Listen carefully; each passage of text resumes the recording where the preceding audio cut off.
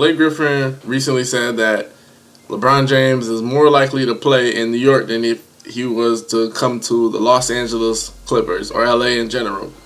And it was kind of funny that he said that, even though he's confirming my theory all along that, the season after this upcoming season, we might be able to see Melo, LeBron, Wade, and possibly CP3 in New York. Even though he's basically confirming my theory, it's just weird to hear Blake Griffin say something like that because, number one, he's not showing that he's a great recruiter for his team.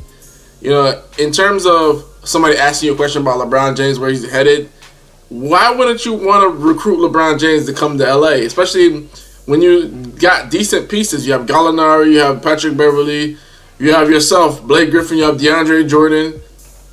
And essentially you bring LeBron and James in the mix.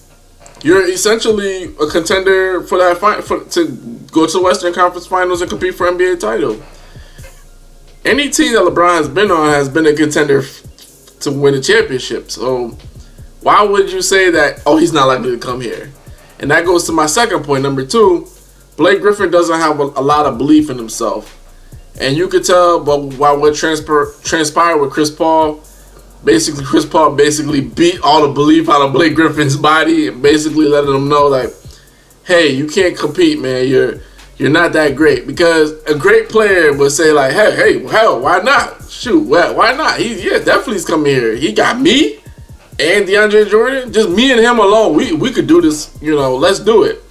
And Blake Griffin's basically his belief level is not there.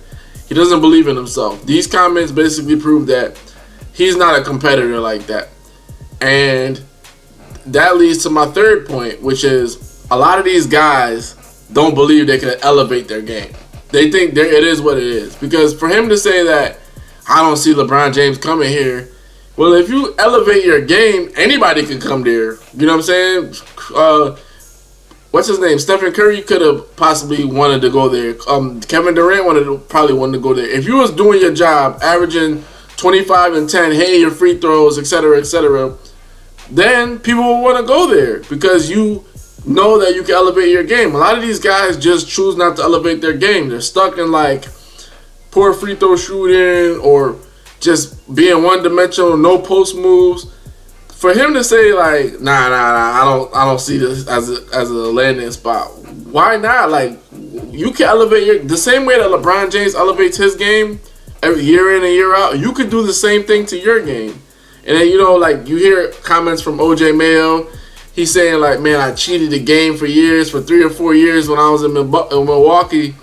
I barely played. I barely focused. I cheated the game. And when Blake says this, he's not going to likely to come here. You're cheating yourself and you're cheating the game as well because you're saying that I don't think I can elevate my game, or I choose not to elevate my game to the point where it would want to make somebody great play with me, especially in today's NBA where everybody wants to play with each other only if they know they're going to get a solid commitment from you to bring your A game. And Blake, he has shown flashes of A game, like where he's crazy with the post moves, beastly with the rebounds, sometimes knock down mid-range jump shots, and then most of the time he doesn't. So it's like when you're saying that, you're saying like, I don't think I can elevate my game enough, and I don't think I'm good enough to play with LeBron James. Because when you say like, I don't think he would come here, basically you're saying like, I don't think me and him would mesh or me and him would go well. Because a supremely confident person would be like, you know what? Even if they don't think it can happen, they'll leave that possibility open. Like, I would love to have him. I don't necessarily foresee him coming, but shoot, we would be a great team. We would dominate. Me and LeBron, oh yeah, we're going to the finals. Like something of that nature. It's just like that dog isn't in Blake Griffin, and the hunger for more to elevate isn't in Blake Griffin, but it's not in a lot of players anyway. You know what I'm saying? A lot of players are content being where they are, getting their millions because they get paid handsomely. But these quotes from Blake, number one, they highlight my theory. My theory is kicking off now, all right? So more than one person sees this, so don't think I'm crazy. But number two, it just shows you that these guys aren't competitive, man. Like, step your game up, man. Like, when somebody asks you, does somebody want to play with you? You either should be saying no because you want to beat them, or no, or yes because you're that damn good. There should never be, I don't think, there should never be nothing but those two things. You either want to beat the best, which is my motto, you got to beat the best, or number two, which is today's motto in the NBA, play with the best because you're the best. This is Vladimir Hoops Junction, where Hoops meets Hoopla. Peace.